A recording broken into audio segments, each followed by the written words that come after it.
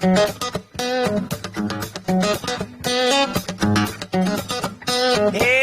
diddle, diddle, the cat and the fiddle, the cow jumped over the moon.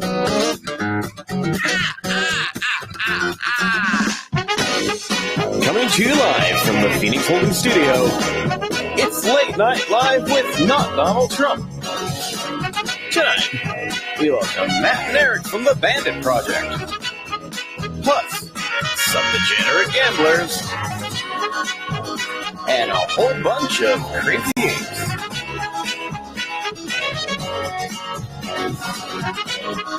Featuring Jean-Baptiste and Stay Human.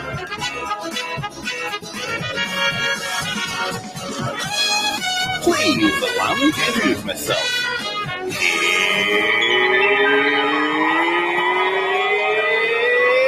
Here's Donnie. Thank you. Thank you. Your wonderful audience. Thank you. It's a pleasure to be here. Thank you. Thank you. Okay, stop clapping.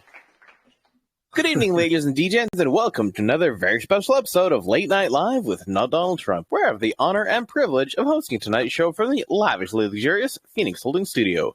I'm, of course, your host, Not Donald Trump, as well as just a regular businessman and a degenerate investor.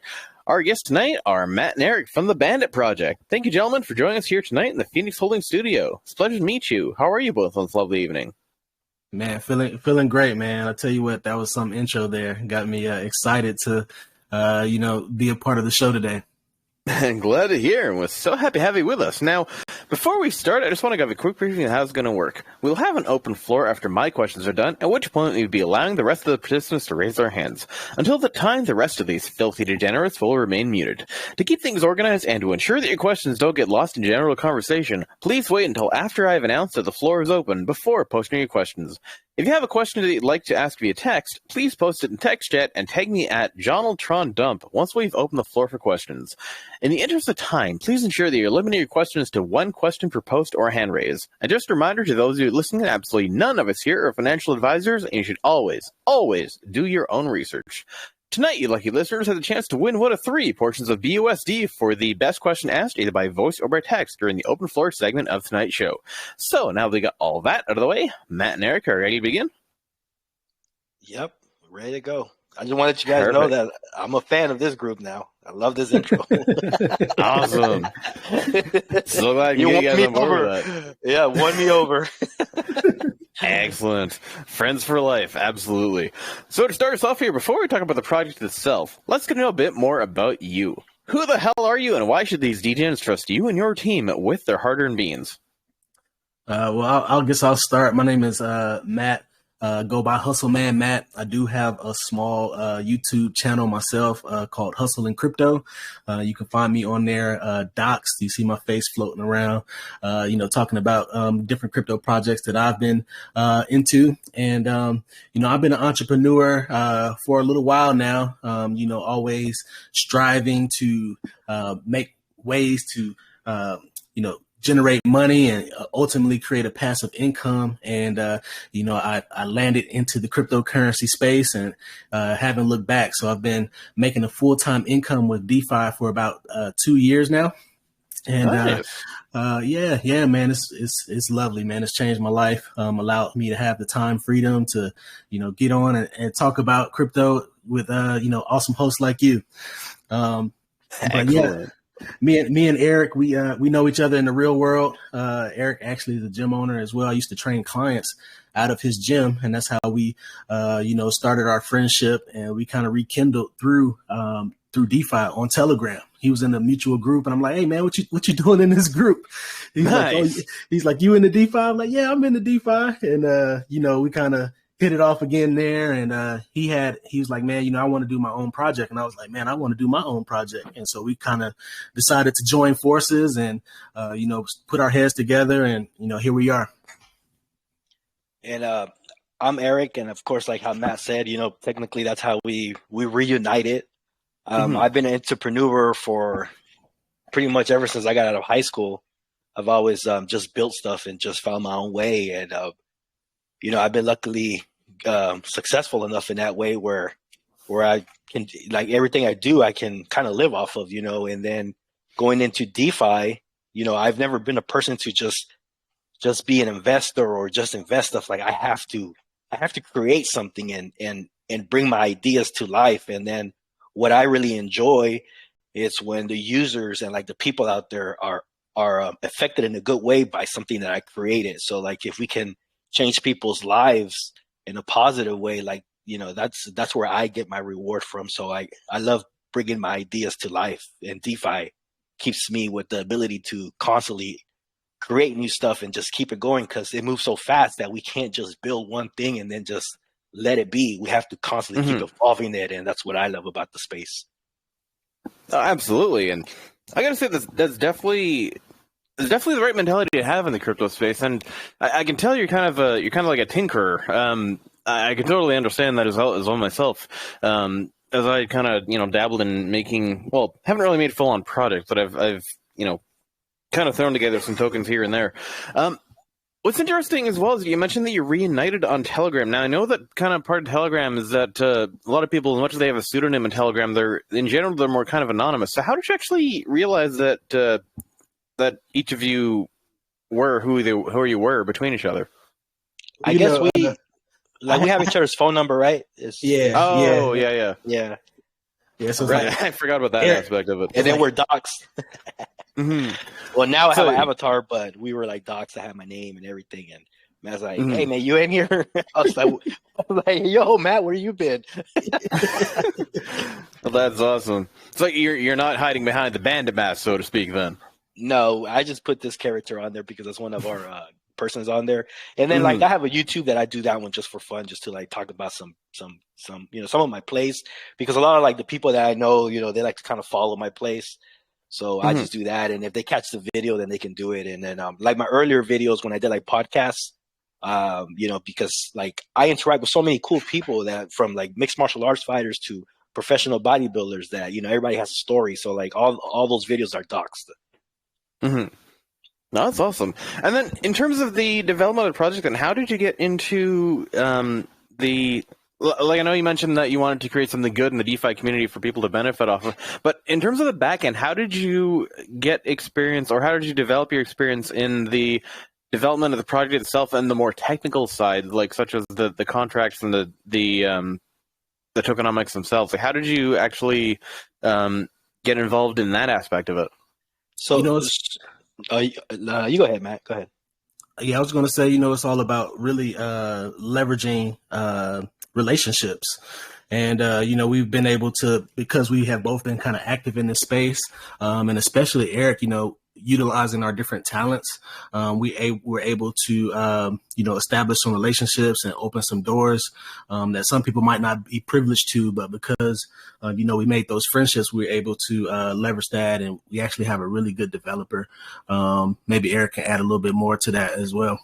Yeah, just to add on that, like, again, like being an entrepreneur, I learned like tons of odd skills, that can kind of get me into anything that I kind of enjoy, because I only practice stuff that I like to do, if it's like graphic designing or learning coding or different stuff like that. So I picked up so many like different talents, just being an entrepreneur, that I can actually design stuff and do stuff that when I need it, I can use those skills.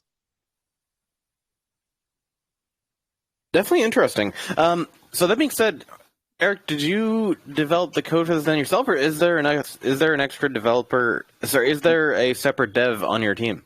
We have a separate dev that's actually like a full time with us. That's what he does. Is he does the dev, but because of us not being a newbie to like knowing what coding and stuff like that, it's easy to translate what we're trying to accomplish. Gotcha.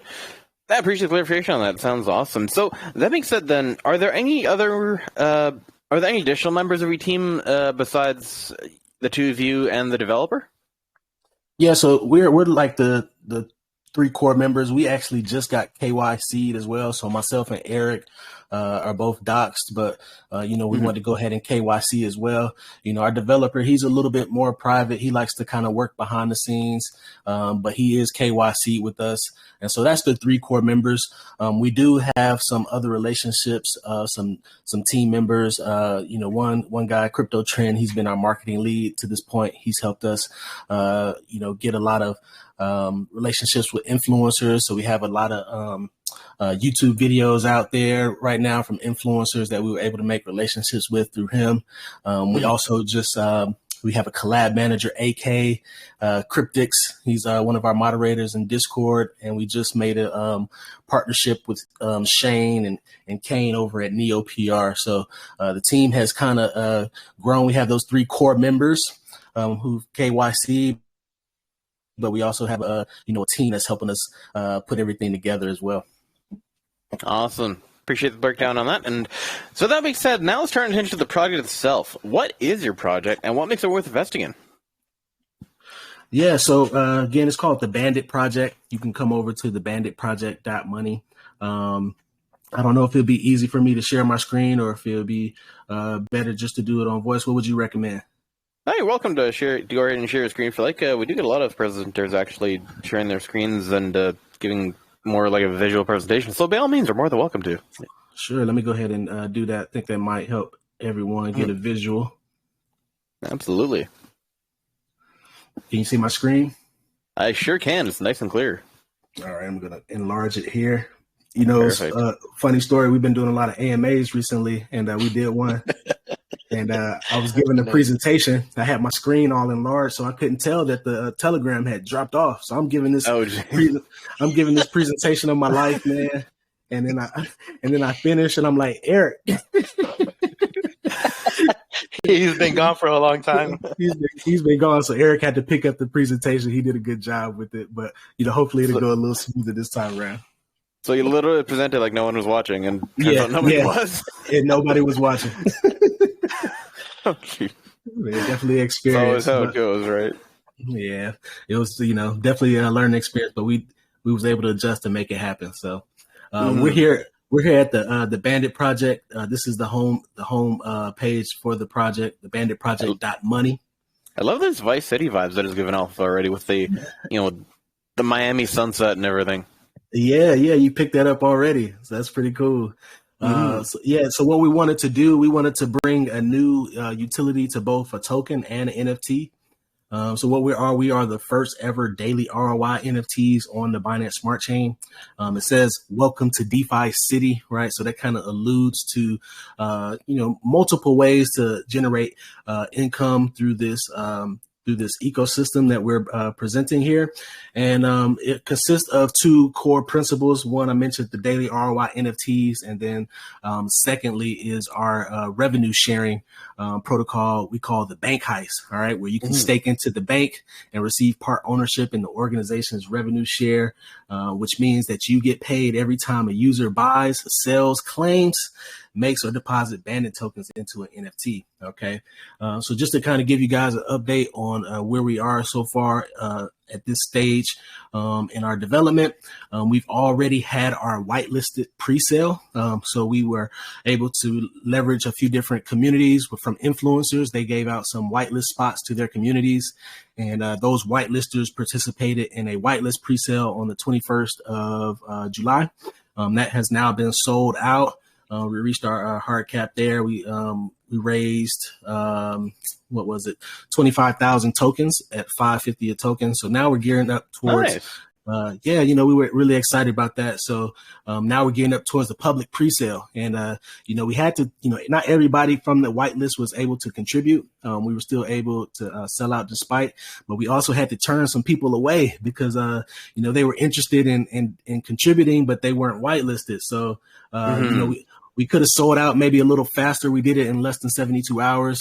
We could have did it maybe a little faster, but, we had to turn some people away. So we're excited about the public presale. Everybody will be able to participate if they would like to, as long as they get in fast enough, right before the hard cap is reached. And so that's coming up. We have a countdown timer here in the next 5 days and 19 hours. So that'll be next Thursday at 11 a.m. Eastern Standard Time.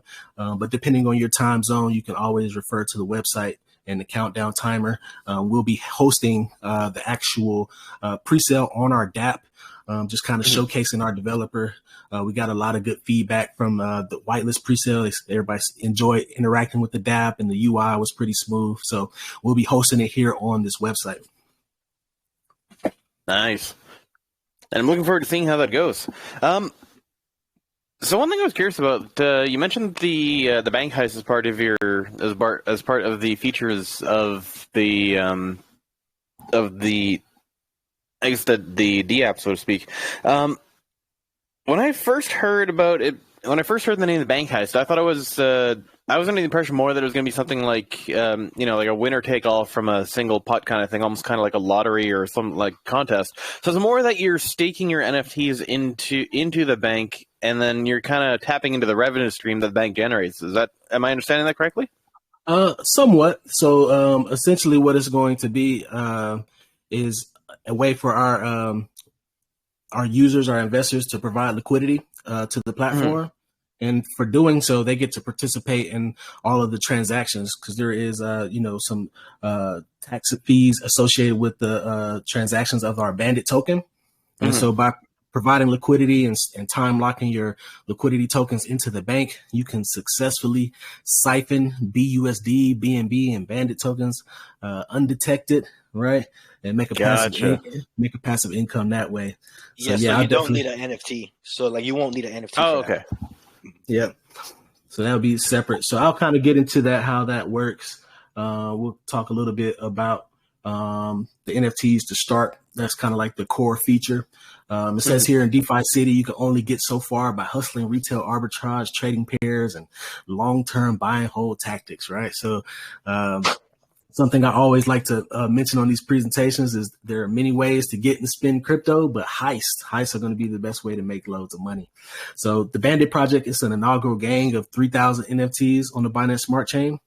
Each one, of course, is going to be unique and random and have their own style. So we have a sample of a few of them here to the right of my screen. And our Bandit token is pretty much going to be the token that fuels the ecosystem. So our token holders, they'll be able to make a passive income by minting NFTs, providing liquidity like we talked about, and getting revenue shares from all the project's transactions.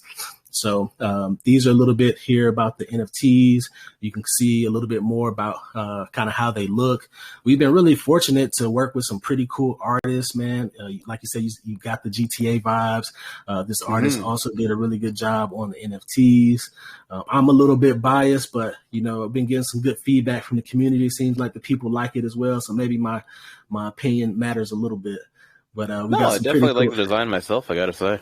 Yeah, thank you. We appreciate that. So got a lot more to be able to, bring to the market. I'm curious to see what they'll all look like, too, once people, start minting. And so basically how this works is you can assemble your crew. Your crew being, is our term for NFT. You assemble your crew and you can earn up to 2% daily. So you'll need a Bandit token. And you'll deposit your Bandit tokens to be able to create the NFT. Now, when that happens, your capital is going to be locked in for good. So you won't be able to withdraw your principal from that NFT. But in exchange, its locked value is going to earn up to 365% ROI over time. Okay. So people will be able to hopefully deposit Bandit tokens. The value will appreciate over time in theory, and then they'll be able to get a return on that investment based on that value. All right. So each new NFT is going to start off at 1% daily until all 3,000 have been sold out. So again, we were trying to merge the different aspects, because there's so many different ways to make money in the crypto space that, we have a lot of people who are really hype about NFTs, and they're buying and flipping the NFTs based off the hype and the floor price rising. And then you have people who are more so into like DeFi and staking and earning a passive income that way. But rarely, we see where, some of these different dynamics mix. So we wanted to create that with this project and kind of bring a fresh concept to the cryptocurrency space. So one of those dynamics is with our reveal. So after 3,000 NFTs have been sold out, we're going to reveal some higher earning percentages. Okay, so that kind of makes it a little bit more fun. Hopefully a little bit more hype. People will try to, maybe buy 1 or 2 more NFTs when it's getting close to, hitting that first 3,000 cap, right? So that way people can see if they have a higher earning NFT, which could lead to 1.5% or 2% daily. All right. So no matter what, you're going to be making 1% daily, which is, pretty awesome, I would say. But you also have the chance to make 1.5 or 2%. Okay. And then we also plan on listing the collection on a resale marketplace. We also even, want to have on our roadmap to have our own marketplace, but that'll be in the near future.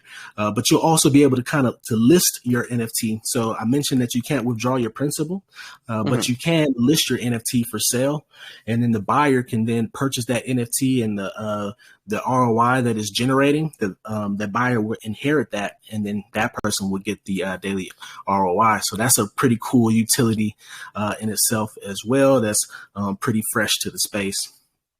And I got to say, the mechanic you mentioned with the reveal, with the rarity reveal, how the earlier buyers of the NFTs won't quite know exactly how rare their NFT is until after they're all sold out, and then after the rarity is revealed.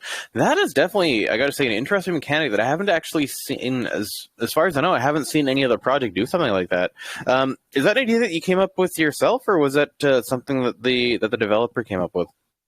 That was something that myself and Eric kind of came up with, but it's not necessarily a new concept in general, but it's something that I've seen in like the NFT space, where like the a collection might not reveal which NFT that you get until the collection is sold out, and that kind of creates again some more FOMO, and the community wants to see what they got, right? So makes them want to maybe buy an extra NFT or two. Gotcha. Yeah, I honestly haven't really spent much time in NFT based projects myself. So it's interesting to hear about the different aspects about what just the kind of the differences that they produce between that and standard token based projects. So definitely an interesting mechanic, I gotta say. Thank you. Yep. So that's exactly what we wanted to do, and kind of just bring people together and kind of learn different things about the crypto space. So that's exactly why we wanted to create this concept. So we have a few key points to the right. It says to mint an NFT. I mentioned, again, you're going to need our Bandit tokens. So you can, acquire Bandit tokens through our pre-sales. But once the project is live, you'll also be able to trade BUSD or BNB for Bandit on our decentralized exchange, also called the black market. Nice. Yeah, we got the theming going, right? It says the cost of making an NFT is going to start off at 10 Bandit tokens. So that's the minimum. You need at least 10 Bandit tokens to be able to create an NFT. And that's going to actually rise. That's another gamification thing. This was kind of more Eric's idea here. But for every 100 NFTs that are created, the minimum balance to create one will rise by 1 token. So as it gets closer to that 3,000 NFT mark, it's going to be a little bit more expensive to be able to create one. All right. So I do want to also add that is a minimum. That doesn't mean that you can't deposit more tokens to create an NFT. And that's actually what we designed in order to incentivize people to deposit and lock up more Bandit tokens to be able to get a higher earning percentage. So I mentioned it starts off at 1%, 1.5%, or 2% daily ROI, depending on how where your NFTs are. And the way that we were able to base that rarity is off of 2 things. One is a qualifying tier. So you have to deposit a certain amount of tokens to be able to hit that tier. And then from there, it's chain link randomization. All right. So once you made it to that tier, it's going to be random at that point if you might get that 1.5% or 2%. Okay. So briefly, I will just talk about the tiers, because that's been a hot topic lately. A lot of people were wondering, they're like, hey, I'm gonna knit like 100 NFTs for 10 tokens each and see if I can get a a rare one. So it was like, nah, it doesn't quite work that way. So I just wanted to make it a little bit more clear for people who might be interested in getting a, higher earning NFT. You can increase your chances of a faster ROI. Anyone that deposits 10 to 300 tokens will automatically get a 1%. And I just want to make a disclaimer that, most of these NFTs are going to be more common. So most of them are going to be 1% anyway. But we thought it'd be cool to kind of have some higher earning ones. And so for 1.5%, you can deposit anywhere from 300 to 500 tokens and potentially get a 1.5%, or 500 to 1,000 plus tokens. When you create your NFT, you'll deposit that amount of tokens to potentially earn a 2%. And again, once you hit these qualifying tiers, it's going to be random if you get it or not. If not, it's just going to automatically default to a 1% a day. So you have a higher chance of maybe getting one, but if not, it's going to be a 1% a day. Right. So if I deposit between 500 to 1,000 tokens, it's not automatically getting me that 2% revenue. It's getting me the chance to get an NFT with that 2% revenue. That's correct. Exactly. Gotcha. So as well, I'm curious then, what if somebody was to deposit, say, more than 1,000 Bandit tokens? Would that is there any ability to get an ROI of above 2% in that case, or is it limited to just the chances that you get for getting a token of that? Sorry, not token, NFT of that certain rarity? Yeah, just kind of more of the latter. So it's gonna, at the most, you'll be able to earn 2%. But we felt like 5,000 is really like 1,000 plus. But coming in off of the the launch price, unless you just come in with a crazy bag and you want to deposit more than 1,000 tokens, you can actually deposit up to 4,000 tokens into an NFT. That's going to be like the max deposit per NFT. But anywhere from 1,000 plus is still going to be the same chances, that randomization. Right. So is there any incentive then to deposit more than 1,000 tokens, or is 1,000 kind of the reasonable limit for what you want to get the best chances for highest ROI?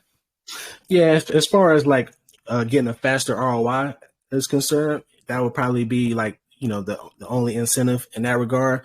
But if you want to deposit more, it's just going to increase your daily earnings. So you'll also be able to compound those earnings daily to grow, to increase your daily return. So that's up to that investor, if they want to put it all into one NFT or multiple NFTs and decide, how much they want to generate passively. Oh, right. Because it's still the percentage on the actual deposit amount.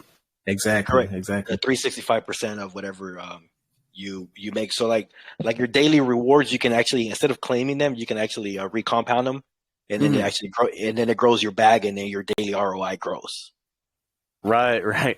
Yeah, I don't know what I was thinking there, because I took the percentages in the NFT, but I forgot that the percentages applied to the size of your initial bag in the first place. So my apologies on that one. No, it's all good. And so like you're still getting, some people might forget, you're still getting a 365% return on your investment, right? The ROI just increases it, right?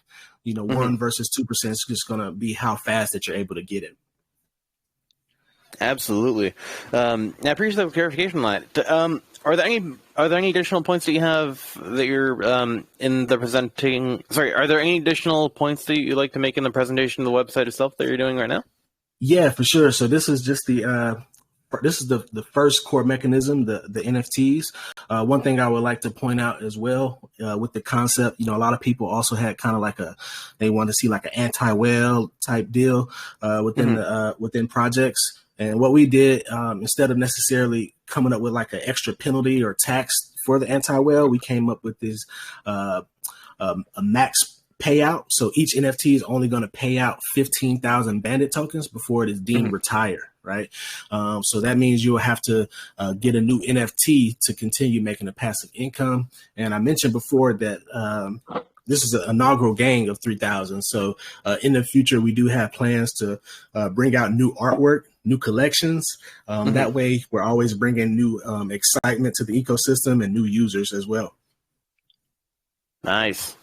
I'd be looking forward to seeing those further designs as well. One thing that I'm curious about in terms of the revenue stream, are the percentages of tokens paid out regardless of the transactional volume of the token itself? Yes. Yep. So there'll be a reward pool, which, our tokenomics will steadily increase. We putting back tokens into the reward pool. So no matter how the volume of the actual trades and buys and sells of the tokens, that reward pool is always going to be continually paying out the NFT holders. And it's kind of like a sustainability through taxes is how that's able to keep going. Nice. Also, I got to say, I really love this particular artwork. When I first saw it, I thought it was absolutely perfect. The money literally laundering the money in the laundromat. Yeah, so this is the laundromat guy, right? So this kind of segues into the next part of our ecosystem, the bank heist. And after you make some passive income and you want to invest in a good business model, right? So that's why we have the laundromat guy in place, right? So he can kind of clean your money, tumble it, put it in good places to increase your return. So in order to participate into the bank heist, you want to make a relationship with the laundromat guy. And what the laundromat contract is essentially it's an LP pairing tool. So a lot of people may be familiar with like going to PancakeSwap, adding liquidity, pairing. It could be a complicated process for some people, especially if you're like a newer investor. So this is an LP pairing tool. It'll pair and create Bandit BNB liquidity for you. It also incentivizes people to create liquidity because it avoids the 10% tax for buying the Bandit token. So it emits that. So it kind of cleans that part of the transaction, right? It takes half of the BNB or BUSD that you supply to it, and then pairs the Bandit BNB liquidity. So that's what the laundromat contract is. Just something that we felt like incentivizes people to add liquidity, but also makes it a little bit simpler for like newer investors. Absolutely, because one of the biggest not deterrents, but one of the biggest points of hesitation that a lot of people have with supplying liquidity is specifically the taxes that are involved in first staking that liquidity in, and even just getting the necessary tokens and components to make that liquidity happen. Like I know with a lot of farming sites, for example. Now I know this is part of.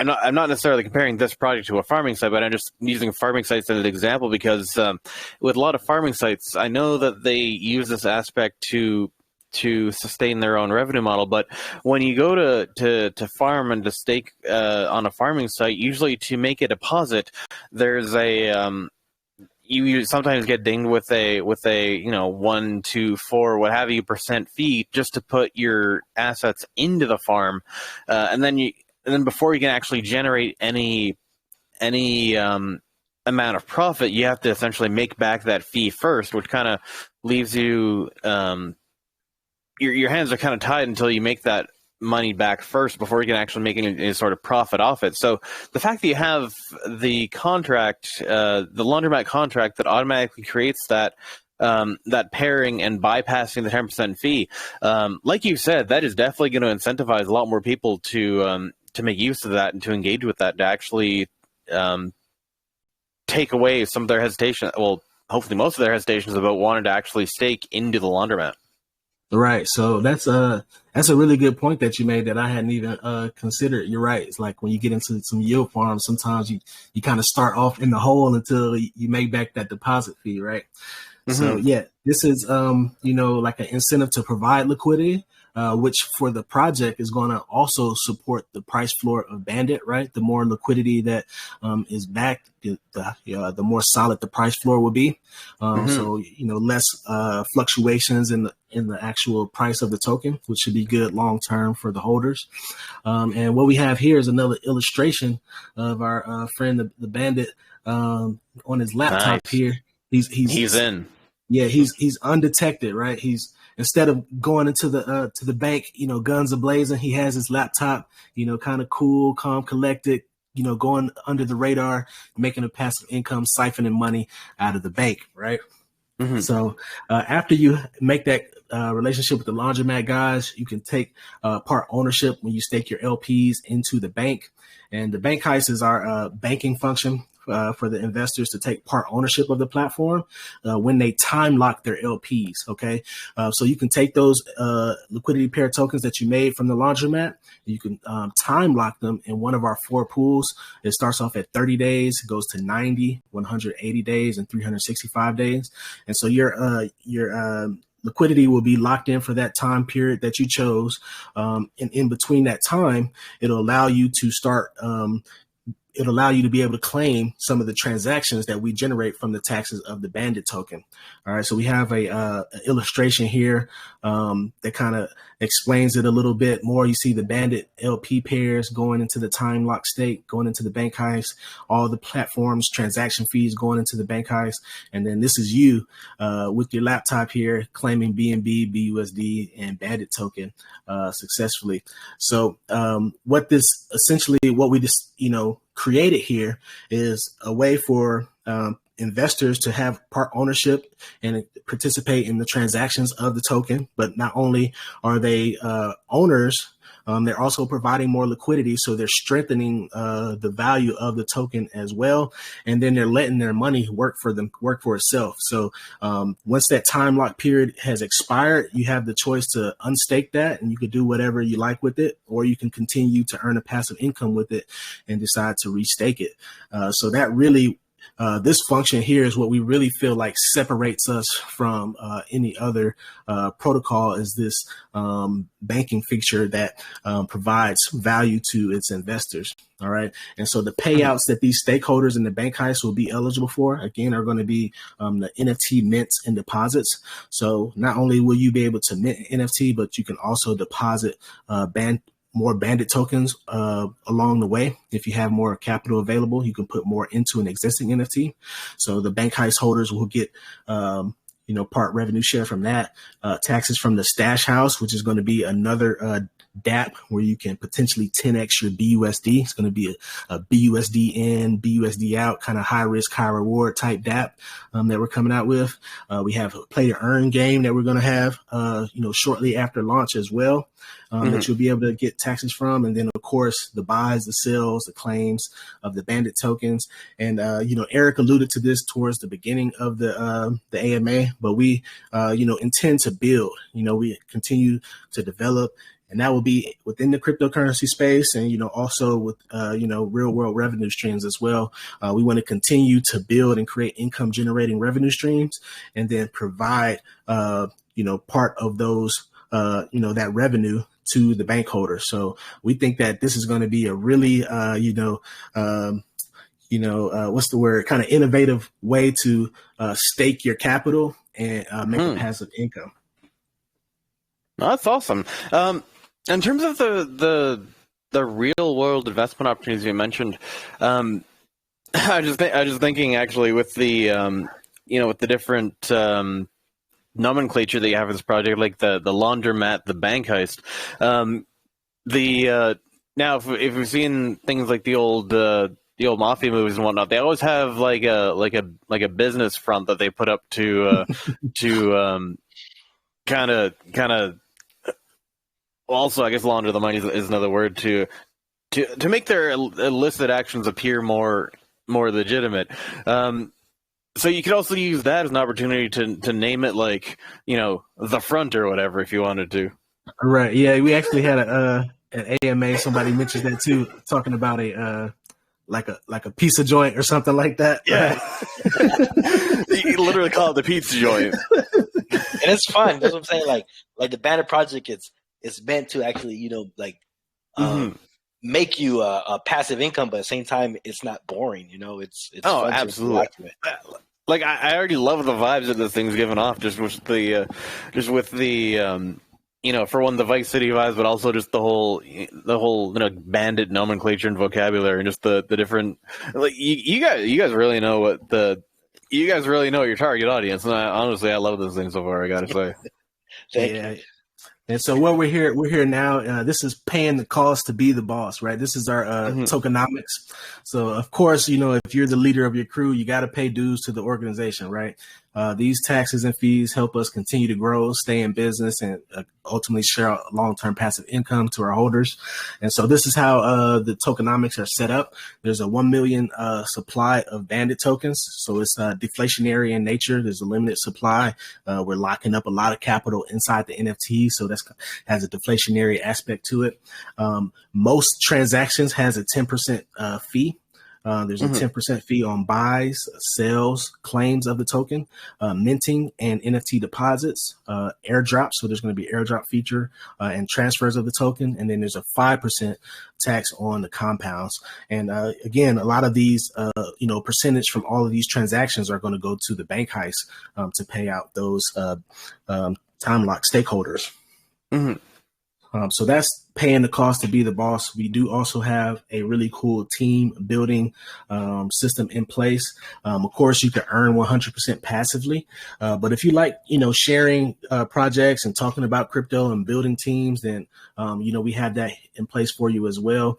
You can take advantage of our structure here. There's a 5% direct referral on all NFT deposits. So anytime somebody creates an NFT or anytime they deposit more tokens at a later date into an existing NFT, you get 5% as a direct referral, and also a 2.5% on their compound. So really lucrative for team builders. There's not a bunch of downlines or anything like that. This is just a one-tier direct referral system. You can go as wide as you want.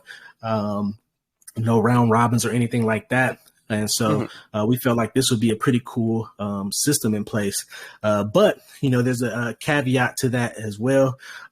We also did something new. Of course, I mentioned there's going to be an airdrop feature. So we encourage our team leaders, our team builders to airdrop their referrals, right? To kind of incentivize them for joining their team and supporting them. But, sometimes in life you get a bad boss, right? So if you have a bad boss and he's not taking care of his people, then we implemented a system for that as well. Eric, you want to kind of talk about that a little bit? Yeah. So technically, in life, if you're a boss, you have to take care of your staff or the people, behind you. But if you don't, they can swap teams. And we did put a small fee that does get sent to the bank heist every time somebody switches teams. But what happens is if you don't take care of your people, that person has the ability to actually change teams and go join somebody else's team. So it gives you that gamification to building a team. And then if you don't take care of your people, you might start losing people. Right. And of course, like Eric mentioned, if you leave the organization, it doesn't come without penalty, right? So there is a fee in place. It's not too hefty, but if somebody's just hopping from team to team, it's going to get a little expensive to do so.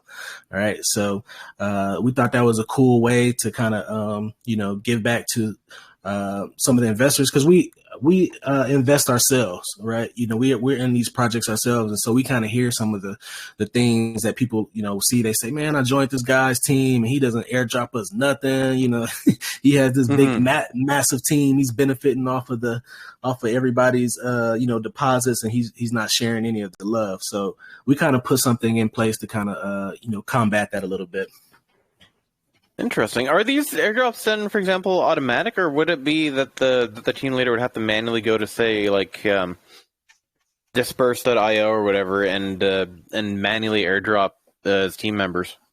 Yeah, it's going to be more of a manual thing. So, like, the process would look like you'll be able to see the addresses on the team, and it'll be subject to sometimes what that influencer or what that team leader likes to do, right? Sometimes it might be, saying, hey, engage with my content and I'll airdrop you, right? It might be something like that. Or it might be saying, hey, if you have deposited a certain amount of tokens into an NFT, then you qualify for my airdrop tier. So it'll have the flexibility for that particular their boss, so to speak, for them to be able to incentivize their people for joining their team and how they would like to compensate them. But it'll be more of a manual thing for them to be able to claim and then airdrop those tokens. Gotcha. Yeah, and in terms of the manual aspect of it, sorry, I just want to clarify with one thing here. Because I know that as much as a lot of people want to participate, not everyone may be the most tech savvy in terms of how to go about doing the airdrop.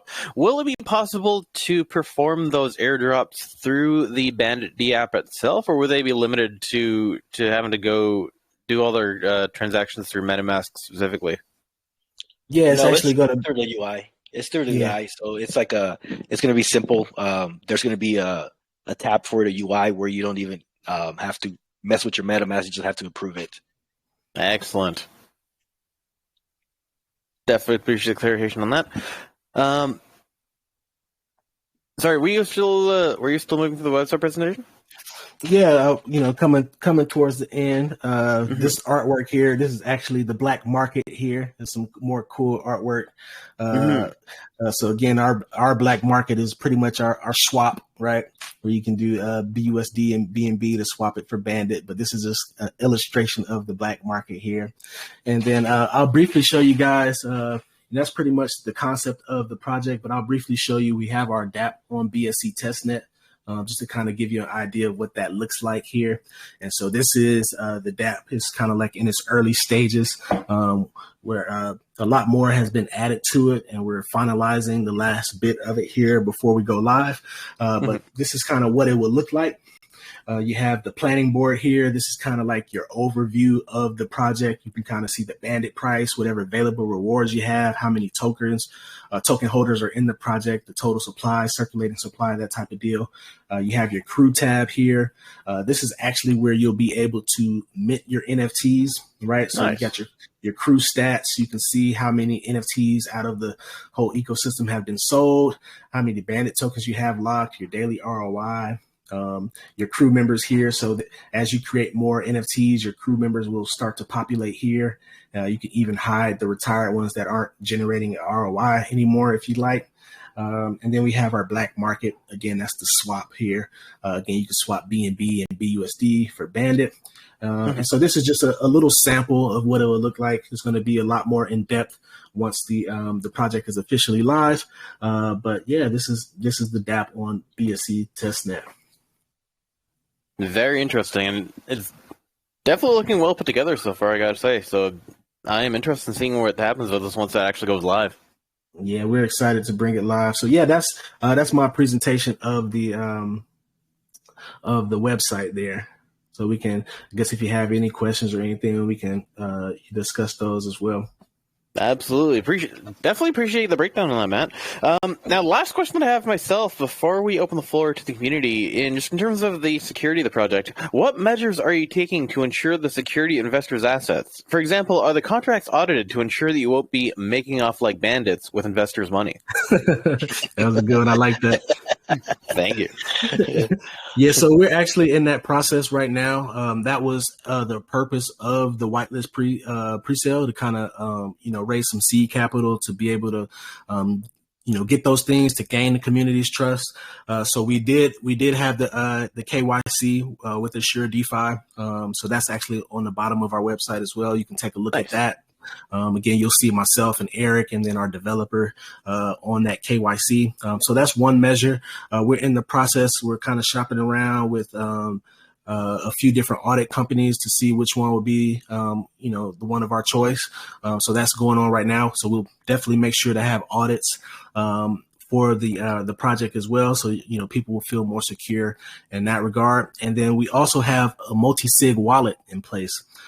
So if people aren't familiar with that, that's another security measure, it's short for multi-signature.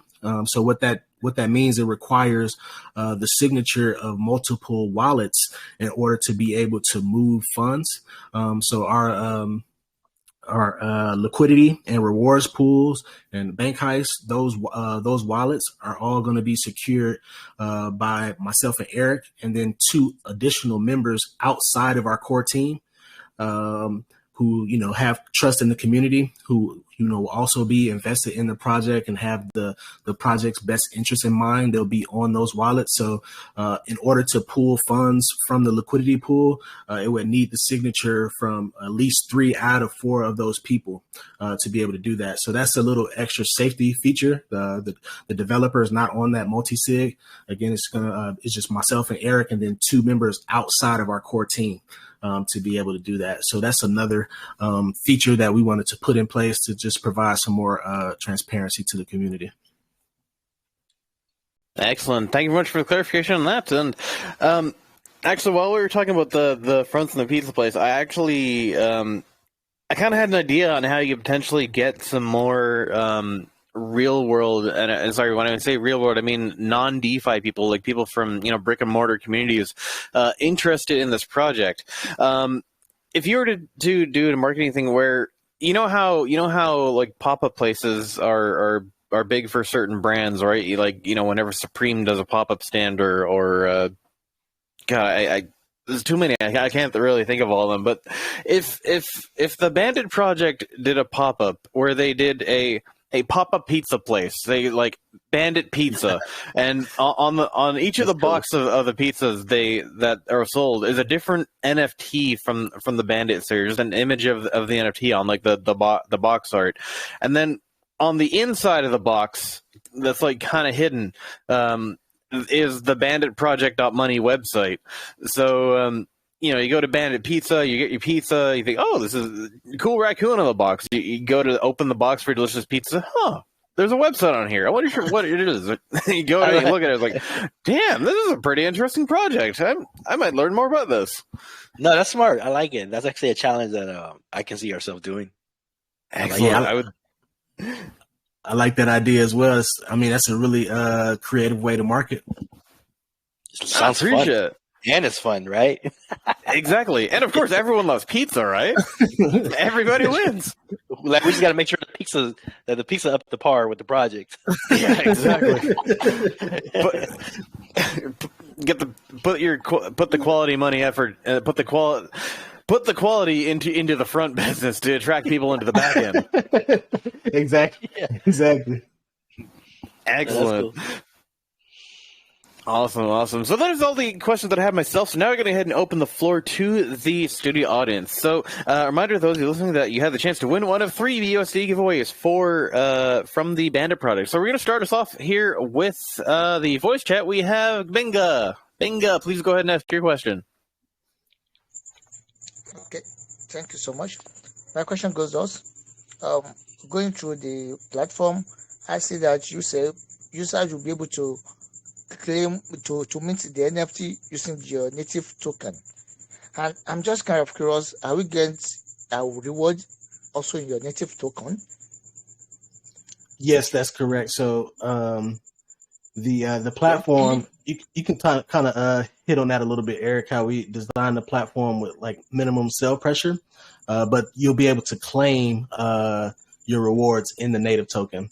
Yeah, so like if you're doing the NFTs, it is paying you back in the native token. But if you are in the bank heist, everything is designed to have like minimum sell pressure. So if you do have it, the LP in the bank heist, you're receiving BNB, BUSD, and the native token. Okay, this will lead me to my main question. Then the main question is, with respect to time in crypto space, we've seen some projects that people avoid having their NFT just because their reward is only based on their native token. And if I'm getting your reward in native token, what will be your plan to make sure the native token doesn't dump? Because this is crypto, anything can happen with respect to investors, because that means getting the reward will be somehow minimal. If I'm getting the reward in native token and tomorrow the native token drop drastically, I won't be happy with the NFT I'm holding. Then this will lead me to the question, what will be your plan to maintain the price of the token and to always make sure the price of the token is always at the peak?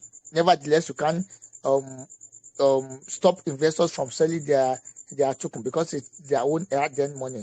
Then what are the strategies you'll be putting to maintain the price of the token so that the NFT will have a great value at the later on in the day? Yeah, so to kind of, it's multiple answers within that. The question that you have. So the nature in the NFT itself is, making people lock Bandit token inside of the NFT. So what that does, it takes, a lot of circulating supply, out of, it takes a lot of the total supply out of circulation. So that in itself, again, creates a deflationary aspect. So we're decreasing the supply by locking in tokens into the NFTs, which should have some positive, effect on the price. But as well, the bank heist, we're incentivizing people to create liquidity, right? So they're strengthening the price floor. As our liquidity pool continues to grow and grow and grow, the price should be more stable as well. But ultimately, this is, cryptocurrency. So a lot of it is, based on the community. These are the concepts and theories that we put in place to, maximize those benefits. Sometimes, the market conditions are uncontrollable. So, we can't, have a crystal ball to say what everything will happen. But we feel confident with the concepts that we put in place to, maintain the price and hopefully increase it over time.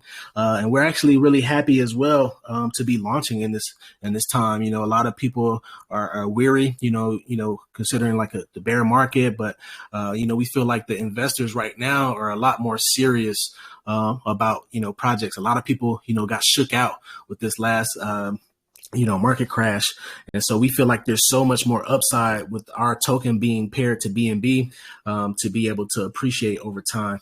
So those are a couple of things that we already have in place that we feel like more people, as they continue to contribute to the platform and invest and lock in their tokens with their NFTs and supply more liquidity through the bank heist, we think both of those things will help strengthen the price.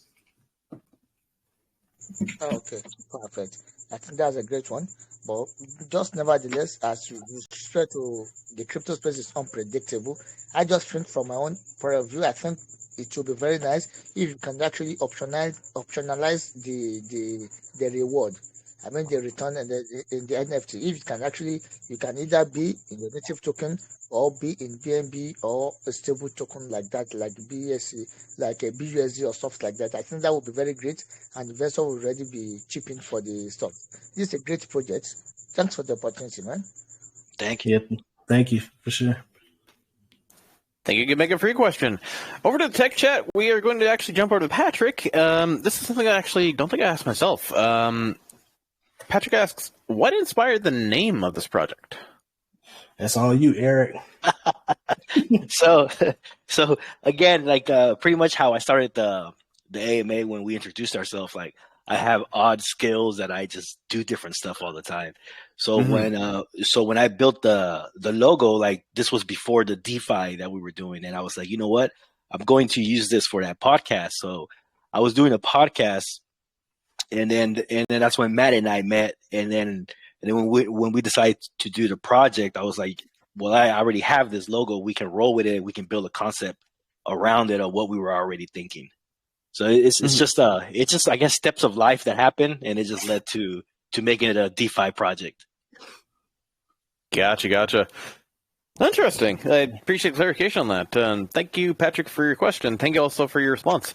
Now, Obers raises a good point, which I just want some clarification on the in terms of the staking reward. Obers asks, question about the bank payout distribution. Do we get more if we stake for 30 days versus 365 days? It says 50% for 30 days and 5% for 365 days. So yeah. So like the good way to break it down is, it's like, let's say it's $100, right? Like let's say 100 BUSD. So 100 BUSD, 50% of that gets sent to the 365% stakers, and then it goes from there.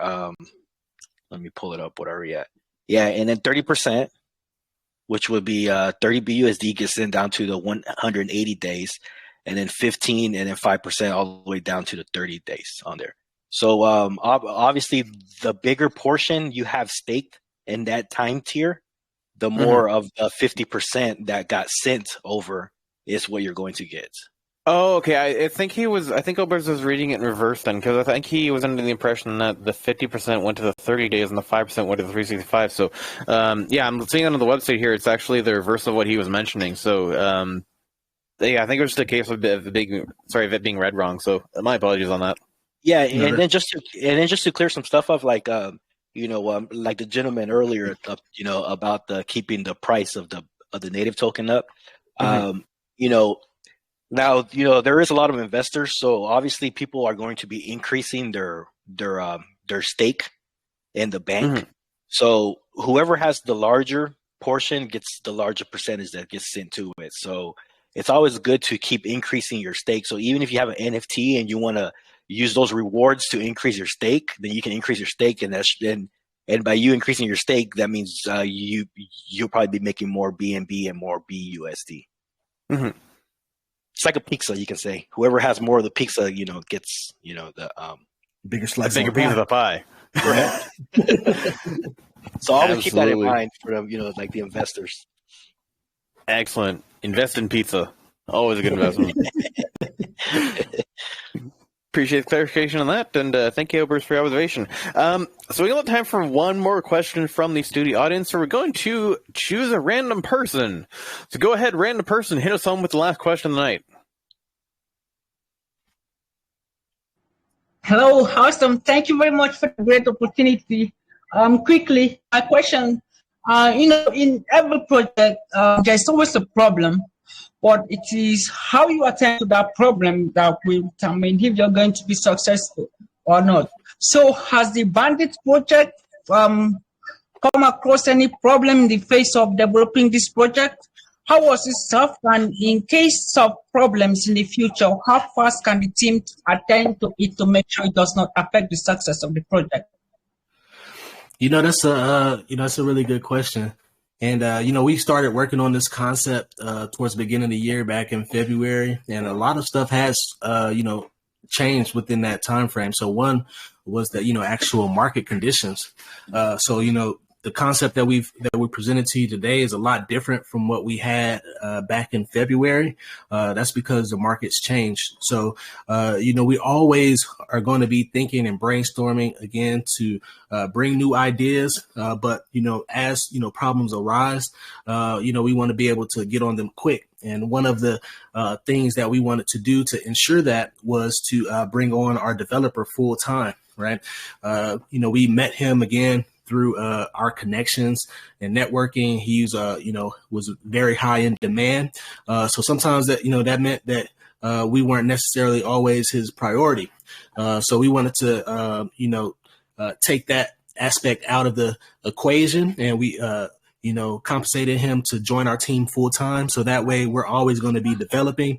If there aren't any issues that arise, we are the top priority. And we got a great developer. You can see with the UI, and we've been getting a lot of compliments on it. So we've been happy in that regard. And, if problems do, arise, we want to be transparent with the community and let them know how we approach it and ultimately solve them in a quick manner.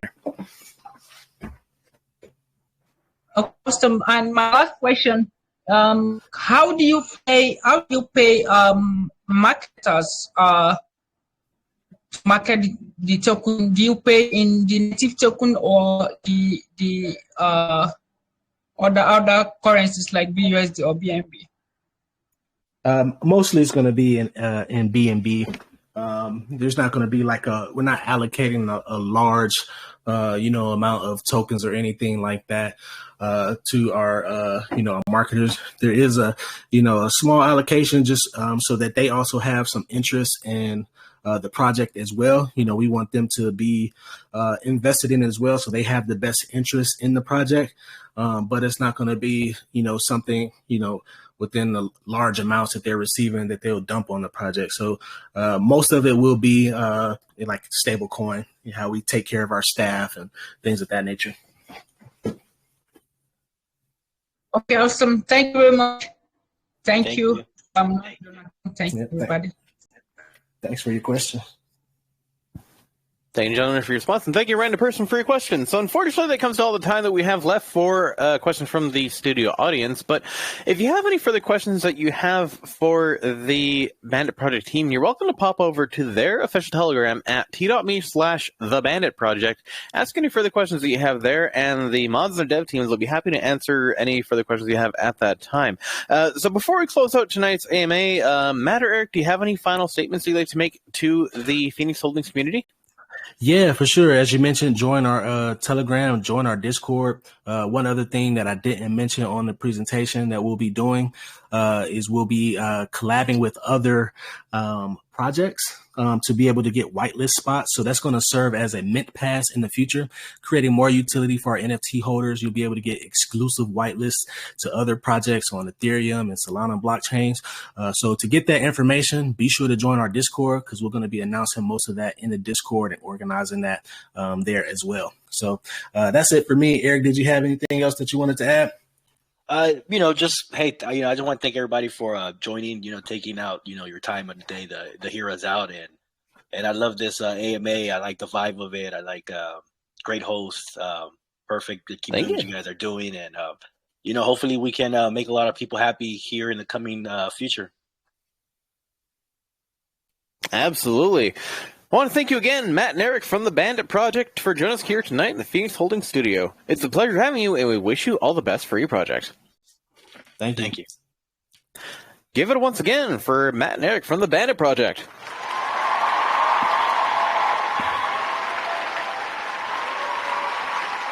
Far too kind.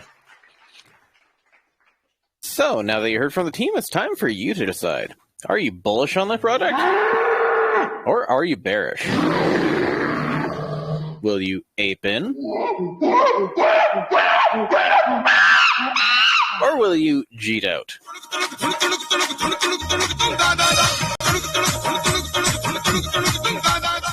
And with that brings us to the end of another episode of Late Night Live with Not Donald Trump. Thank you again to Phoenix Holdings for the opportunity to have us in your studio tonight, and thank you all for tuning in with us. Have a good night, and we'll see you all next time.